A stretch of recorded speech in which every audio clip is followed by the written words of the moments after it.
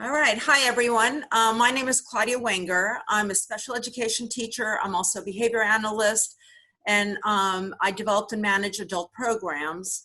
And my main focus is actually secondary transition. I help families help their children transition anywhere beginning from teenage years from the school system all the way through in adulthood. I came to this field and the specific age group because of my experience working in the adult world and realizing that the families were arriving to adulthood with their children and had not been properly prepared. And so I kind of went back into my roots as a special ed teacher and went back into the schools and went back into this area in terms of really wanting to help families, educate them, and help them through this transition that is a really tough one for a lot of families, and unfortunately a lot of young adults and even adults end up not getting the services that they really could have and should have and be protected properly.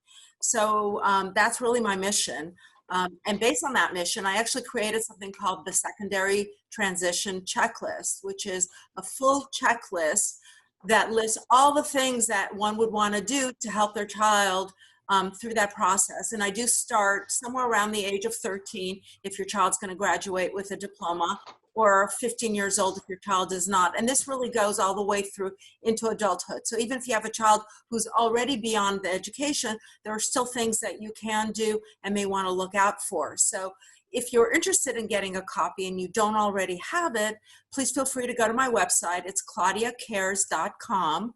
I'll put it in the chat in a little bit. And if you go on the upper right-hand corner of the front page, or actually of all the pages, it says get the checklist and sign up for it. And you'll get an email with the link. So that's someone who's arriving. Sorry, got distracted. So anyways, that's claudiacares.com. So one of the items on my checklist is look into limited conservatorship or guardianship. Now in California, it's called limited conservatorship, which is what we are talking here today. And if you are not in California and you are listening, all states have some mechanism to protect people with disabilities, but in California it's called limited conservatorship. And it is on the checklist, and I have Bruce Kaufer here from his agency, the Conservatorship Center, to talk about it as well as give us more information about it. So I would like to introduce Bruce and let him go ahead and tell us a little bit about himself and his agency. Well, good morning to everybody, and thank you, Claudia, for putting this event together. I am the founder and attorney for the Conservatorship Center. Prior to that, I was co-directing conservatorship clinics throughout Los Angeles County from Lancaster to Long Beach. The center itself was established to basically empower families with certain legal powers granted by the courts after their loved one has turned 18 years of age. So essentially what happens when someone turns 18, they're emancipated or free from their family, technically. For those individuals who cannot independently protect themselves going forward past 18, the conservatorship, and primarily the limited conservatorship, was established to provide that. So what we've done is taken this process that seems to a lot of people very overwhelming and complicated, and streamline it, make it very, very concise. So what we have done essentially is put together a comprehensive sort of streamlined process that takes you from the initial understanding as to whether or not a conservatorship applies, and secondly, then once that happens, then we go through the steps of preparing documents, meeting with you at your home to sign the documents, file the documents, and then receive what's called your letters of conservatorship, which give you those powers in terms of accessing medical records from doctors and school, avoiding contracts, entering into contracts, consenting to medical treatment, so forth and so on. So that's basically what we do. And it's basically just limited conservatorships of the person. So what that defines itself as being is that your loved one will be turning 18 years old, and they have to be 18 at the time of a hearing. Secondly, they must be attending a regional center. So once those facts are established, then you can move forward with a limited conservatorship of the person, which means you're essentially taking care and protecting them in the sense of their needs, not the financial aspects, other than sort of monitoring SSI payments and public benefits, but we don't deal with the state. So that may be what Jennifer was looking for. There could be trust elements that you can do separately in conjunction with a conservatorship. So it's a matter of whether or not you, Jennifer, you want to actually have a conservatorship over your loved one or not, whether or not your financial issues are separate. Okay. So I just want an understanding as to what the limited conservatorship is in California. To be 18 years old and then going to a regional center. From then on, we talk about the process and what legal powers are offered to what's called the conservator, which would be you, and then the conservatee who's being conserved, who we refer to as your loved one. And then we can go into the technical aspects of how all that works. So Bruce, what is the difference between a limited conservatorship and a conservatorship? I'm always asked that. Yeah, conservatorship, generally speaking, occurs when your loved one turns 18, they become free into the world. They can do whatever they want. They can live where they want, right, whatever they want to do. Because for obvious reasons they can't, the conservatorship was created. There are really two types of conservatorships: the limited conservatorships, which we specialize in, and general conservatorships, which are more for the older folks that are going through dementia and Alzheimer's and those kinds of issues. And that's where the conservatorship kind of protects them to an extent. But we just deal with a limited conservatorship of the person. It's limited because the powers that are going to be granted to you by the court are limited to 7 of them. So that's actually my next question. What are those 7 powers?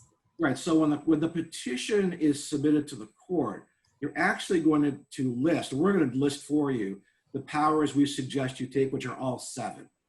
And those powers range from accessing medical, confidential school records. So in other words, once your loved one turns 18, you take them to the doctor, they're not conserved. The doctor can say, we cannot access his records for you. So it becomes a problem. The school, the same thing. So without the conservatorship, it's a hard situation. It causes a lot of stress with families. So the conservatorship gives you that power to access those kinds of records. The second power is the right to fix, or the power to fix the residence of where they live, the conservatee. It gives you the right to contract and void a contract.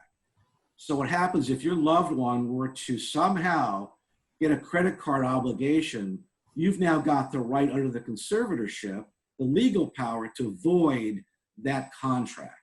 It's a very important power that's given to you. Yeah, I've actually, Bruce, I think I've shared with you before. Yeah. I had that problem with a client of mine who unfortunately got into a contract with an entity I won't mention, because he went to a fair and they sold him a contract to have this thing, and he already had it.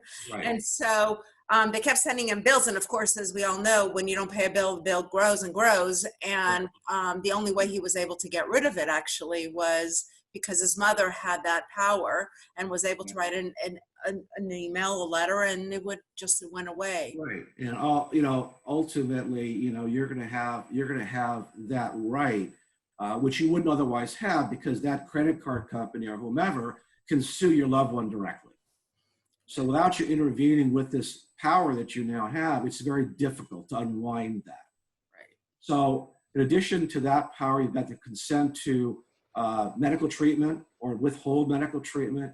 You have the right to decide about their education, to limit their sexual and social contacts, and the right to consent to marriage. Now, we suggest you take all the powers. Whether you use them or not, it's a different issue. But we suggest you take them all.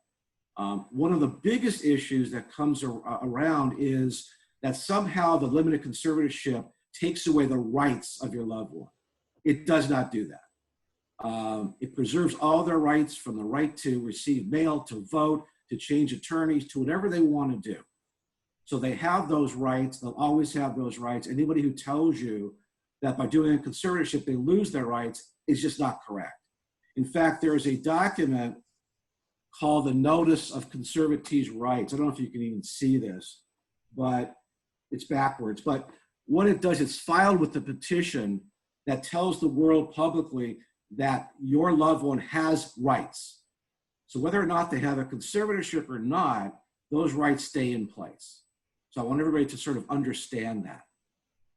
That's great. That's good to know, because people ask me that sometimes, and sometimes people who, one of the things that I saw a lot as working with adults is that there would be an individual who the parent did have limited conservatorship, and then the parent thought that that meant that all information had to go through the parent.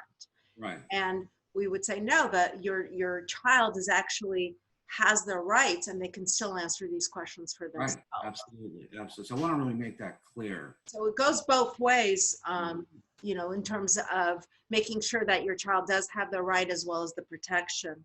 Right. There's also a lot of confusion regarding whether or not a power of attorney is an option to a conservatorship. Question. Without going into the details of a power of attorney, which is granting power to a third party, the issue there is whether or not your loved one has the capacity or has the ability to understand what that document does.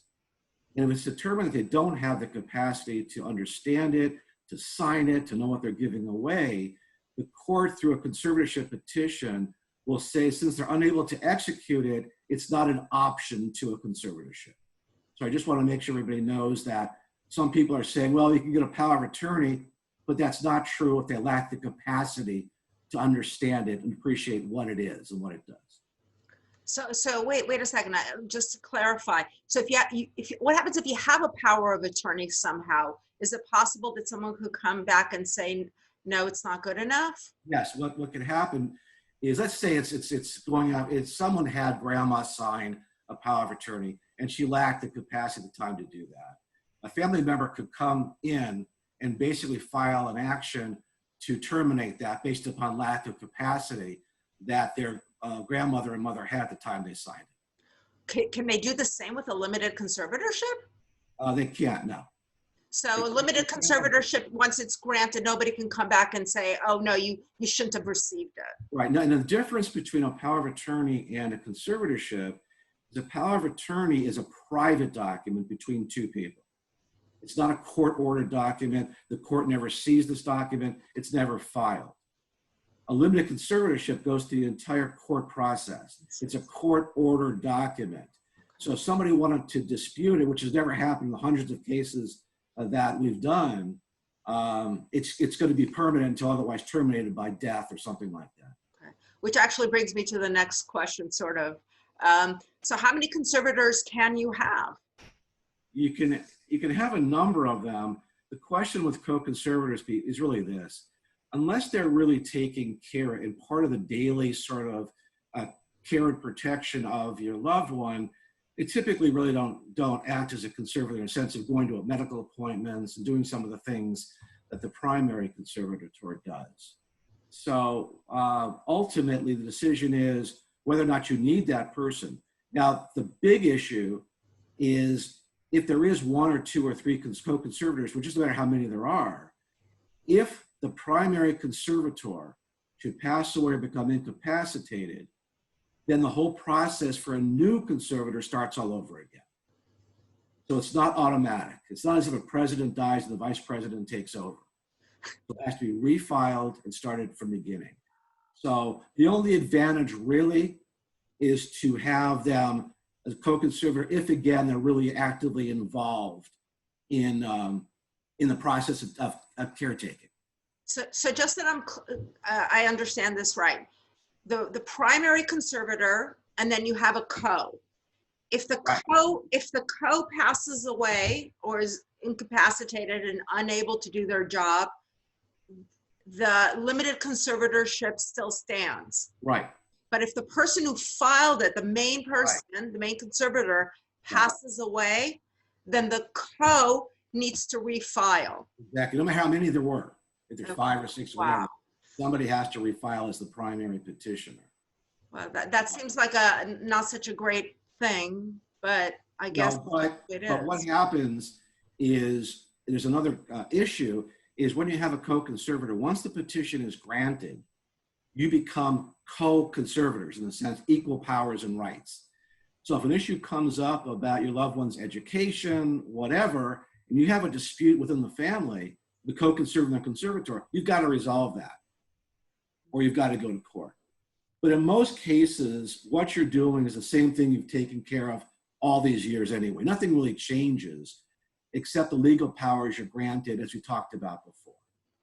Got it. But that means you really want to be careful who's co, right? Yeah. Because then you could have, like, it has to be a majority. If you have 5 people who are the co. You never want that. You never want that many co-conservators. That's a committee of co-conservators. You never want that. At 1, maybe 2 at most. But most people make the misconception that if the conservator passes away, they automatically become the conservator. And that's why they go for the conservatorship. It's just not true.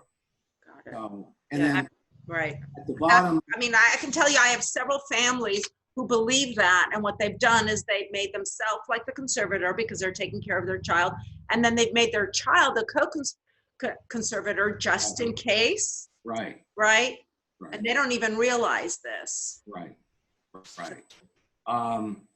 So at the end of the day, at the end of the process that we take you through and streamline, you're only concerned about one thing. I'll just put it up. This is called the letters of conservatorship. It's backwards.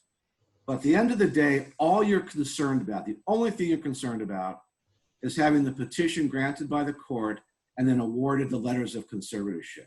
Everything else you can kind of forget about, because that document you'll keep with you and you will give to anybody who questions your authority under the conservatorship. Mm-hmm. So if a receptionist at Kaiser says, I'm sorry, Joe is 18 and we can't release the records, you will give them the letter of conservatorship that says, yes, you will. It's certified by the court, and if they don't give it to you, they're in contempt of court. So it's a very powerful document to have. So the credit card company says, I'm sorry, we're going to sue this person. Well, no, you're not.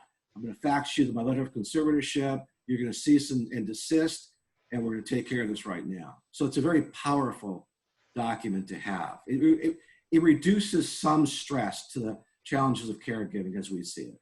Right, especially for an individual who is somewhat independent, Right. And doesn't always have support. Right. And certainly some of the families I've worked with, their child may have, a few hours a day of life skills. They're living independently. Right. They may run into someone who help, makes them sign for something, and then they don't even know what they're signing for. Right. They've been taken advantage of and been convinced to sign something. Right. So it's a good protection. Yeah. So without it, again, that individual or company could just sue that conservatee or your loved one directly, and that becomes messy. So this gets rid of all those issues.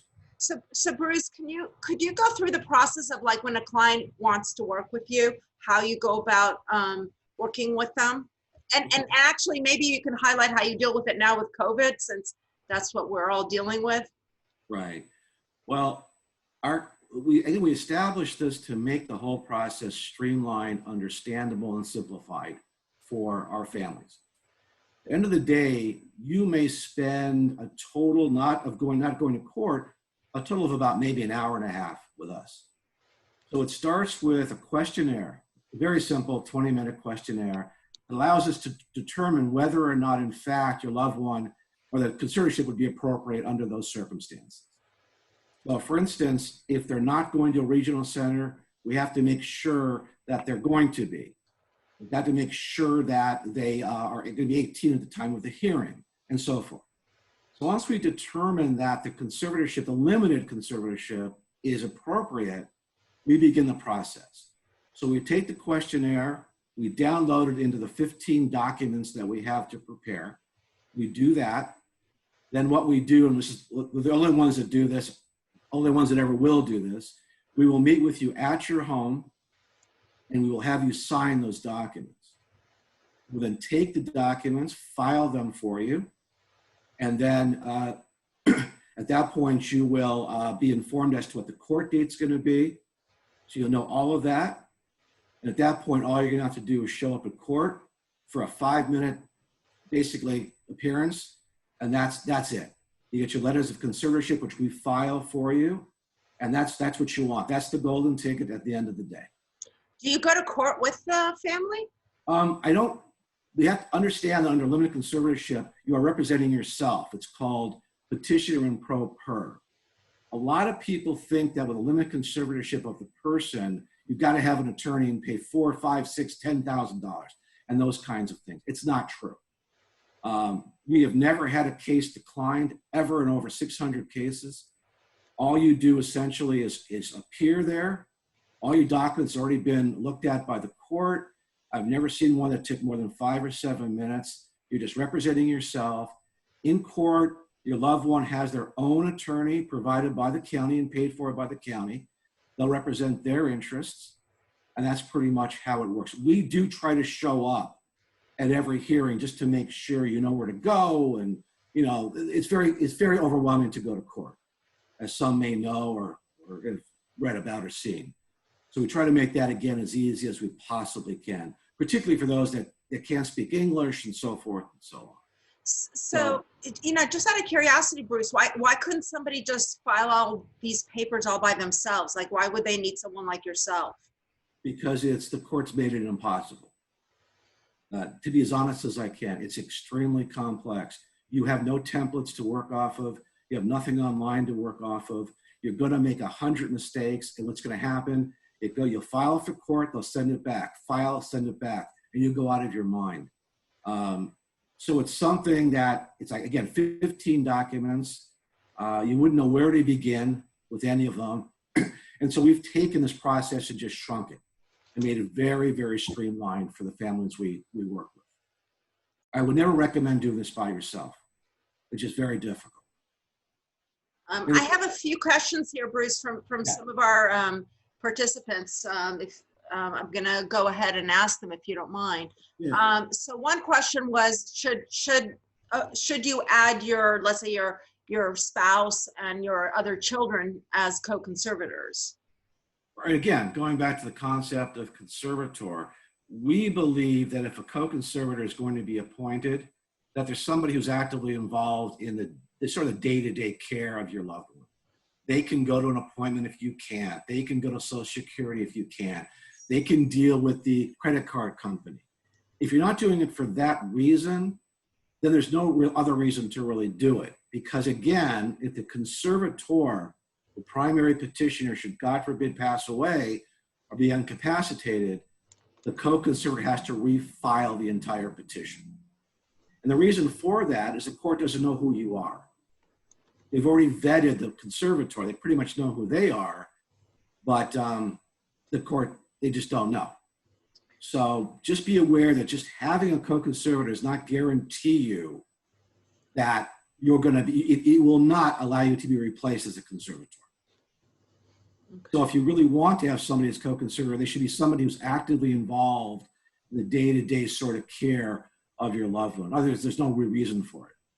So I have a great question here. What happens with divorced parents?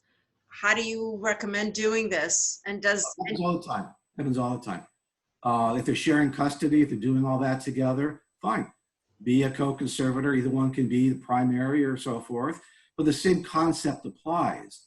That unless the divorced spouse is really involved, I mean, if they're like 50 miles away, they're not going to be able to take them to to the Social Security office or the doctor's office or whatever. So they won't need the letters of conservatorship to give to somebody who's questioning their legal powers. So I want just to make sure that there's got to be a reason for having a co-conservator.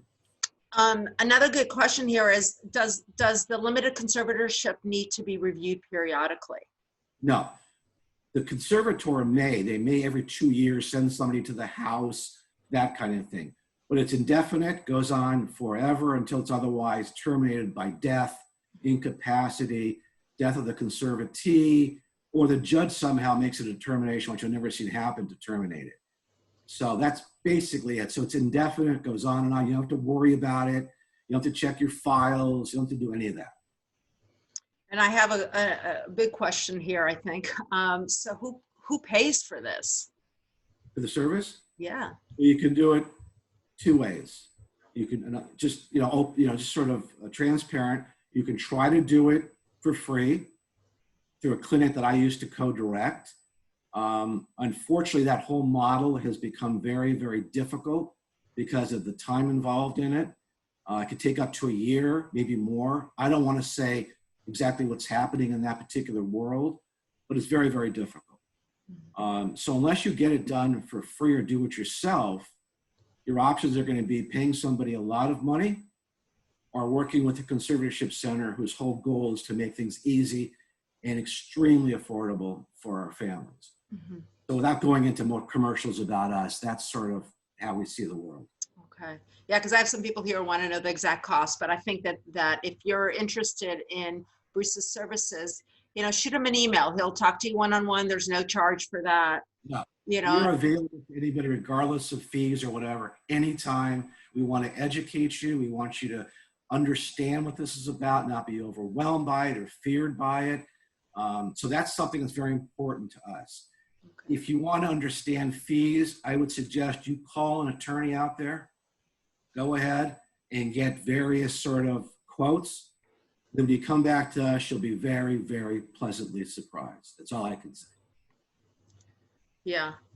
I have another question for you that I think is a good question. What age do you suggest that families begin this process? So going back to the idea of what qualifies a limited conservatorship, your loved one needs to be 18 at the time of the hearing, okay? So typically we would file 2 months before that birthday. So we would recommend as early as 17 years old to get all your paperwork done. Everything is completely done in a file, ready to be filed 2 months before they turn 18. If you wait after 18, that's when you get into that gap of, I don't have the paperwork to talk to the regional center, to talk to the doctor, to Social Security, and all of this. So we recommend as early as 17. We've done 16 and a half. It's a little too early, but between 17 and 17 and a half, somewhere in that range. So I have another question for you here regarding COVID. Is there any delay because of that? A little bit delay with the court, but not much. Not much. Courts are in session. They're conducting their hearings. So everything is pretty much the same. Before COVID, we could get the whole process done from A to Z, including the court hearing and the granted petition in 2 months. It's probably 3 to 4 months now. Okay. Because of COVID. Now we are, as I said, we make appointments at home, at the comfort of your home to sign all your documents. We are doing that with precautions. We mostly sign outdoors. Most of the families we represent are quarantined, so they're not going out. They don't want to obviously get their child sick, but we do show up at the home and we masks and the whole thing. So you don't have to go anywhere. You don't have to do anything. You don't have to visit an office. None of that. What happens if a child has already been deemed incapacitated adult and receives child support? There's no difference. They can go for conservatorship. Okay. And okay, if someone asks here, yes, they do have to be regional center clients. Either attending or will be attending by the, Okay, so if your child does have a disability and they are not a regional center client, please contact me. I'll give them my information as well. I can help you with that process. I've helped families even when their child is over 18 and should have been a regional center client get into it. There are different ways of doing it, and I can certainly guide you. I'm not a lawyer, but I can certainly help you begin that process. Right, and the centers are pretty receptive to that. Yeah. We've done hundreds of them, and a lot of people have not had their loved one attend. They just go ahead and do that and go through the process. It's not that difficult to do. Right. Right. The problem, Bruce, sometimes happens is with individuals who seemingly kind of made it through without being identified till much later in life. Right. And so that's where it gets a little bit tricky for families. Right. Also, there is a lot of questions about filing fees and that kind of thing. We prepare what's called the request to waive fees. So what that means is, as long as your loved one is receiving a public benefit, SSI, IHSS, Medi-Cal, food stamps, whatever, they automatically get the fee waived. Okay, we prepare that document.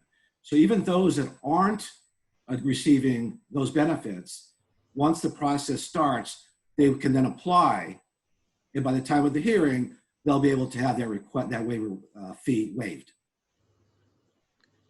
Okay.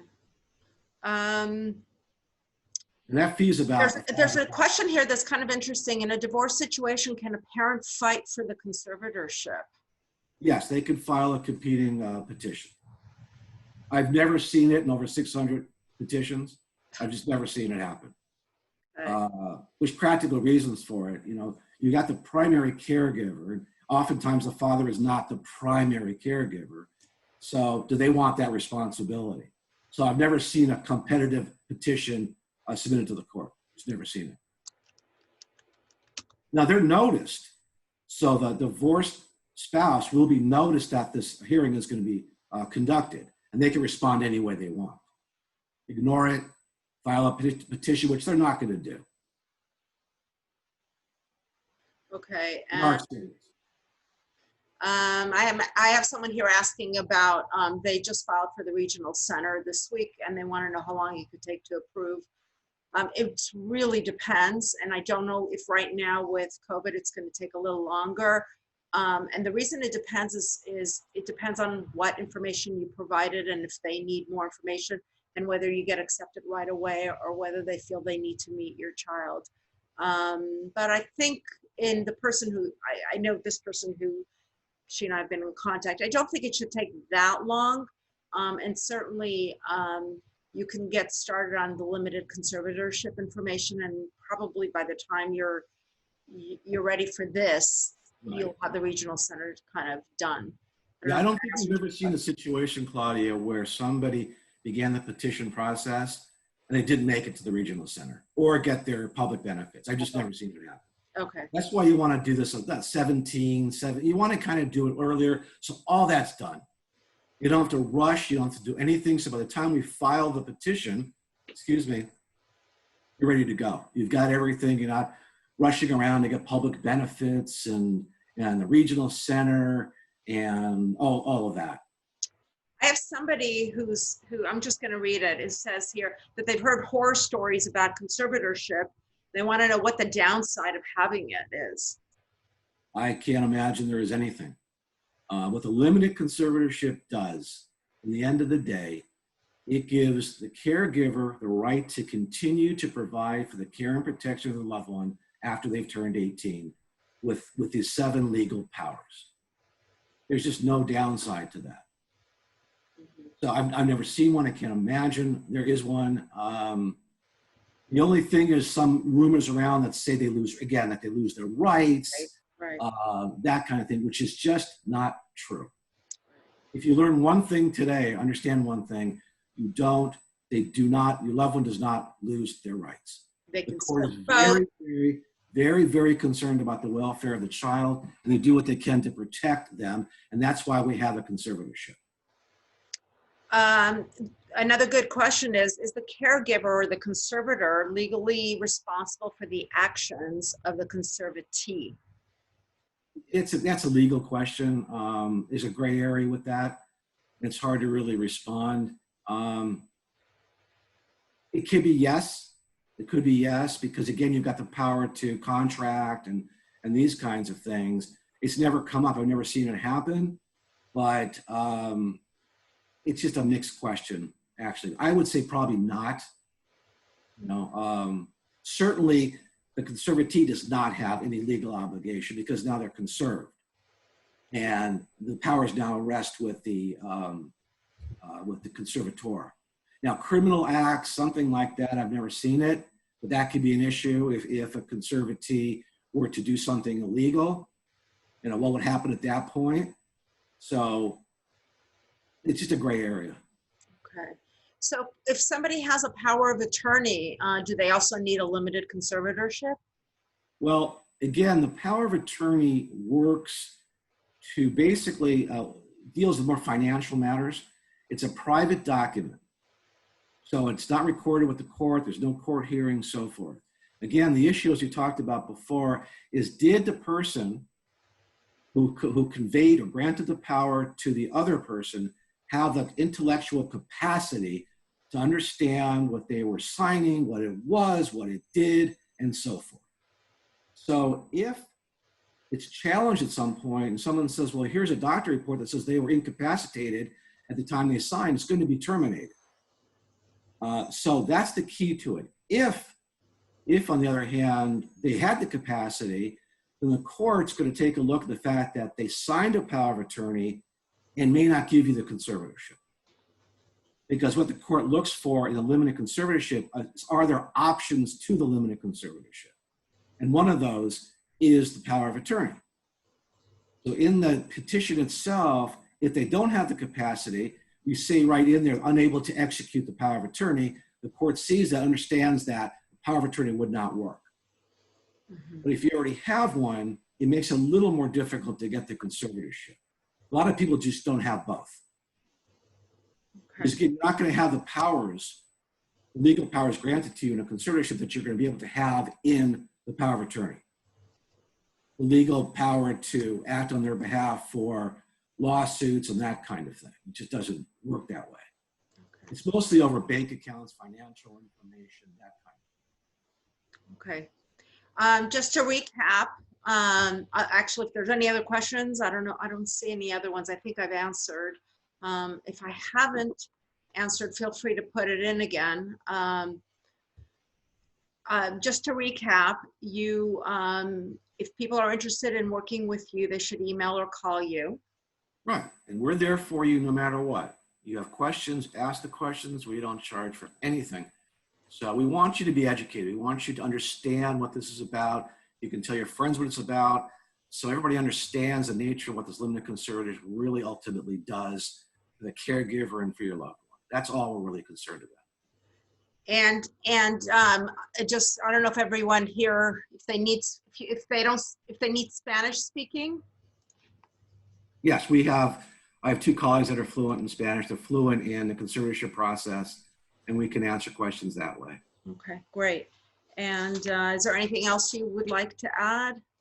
No, I just wish everybody to stay healthy and safe and stay strong. And we're there for you in any way we can be. And I really want to thank everyone for coming today. I hope that this information was helpful to you.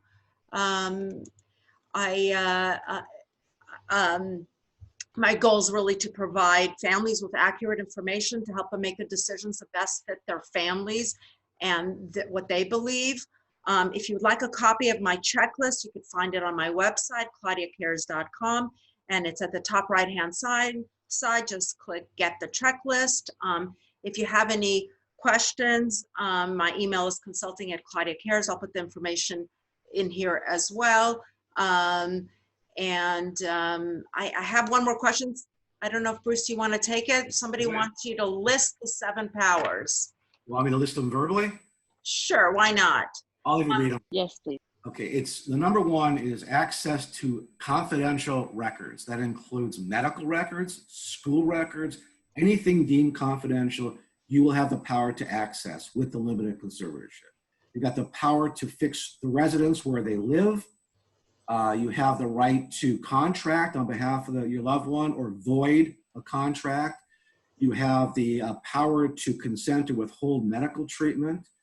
You have the power to sort of limit social, sexual contact, doesn't come up very often. The power to determine education and the consent to marriage. Again, we suggest you take all 7 powers. Well, you never know, you're going to know when you can need them or not need them, but you don't have to use them all. You can use one, all of them, whatever, but that's what we suggest you do. Okay. All right. I also don't know if you have the website up for us. Yeah, let me put that up. It's the, www.theconservatorshipcenter.com.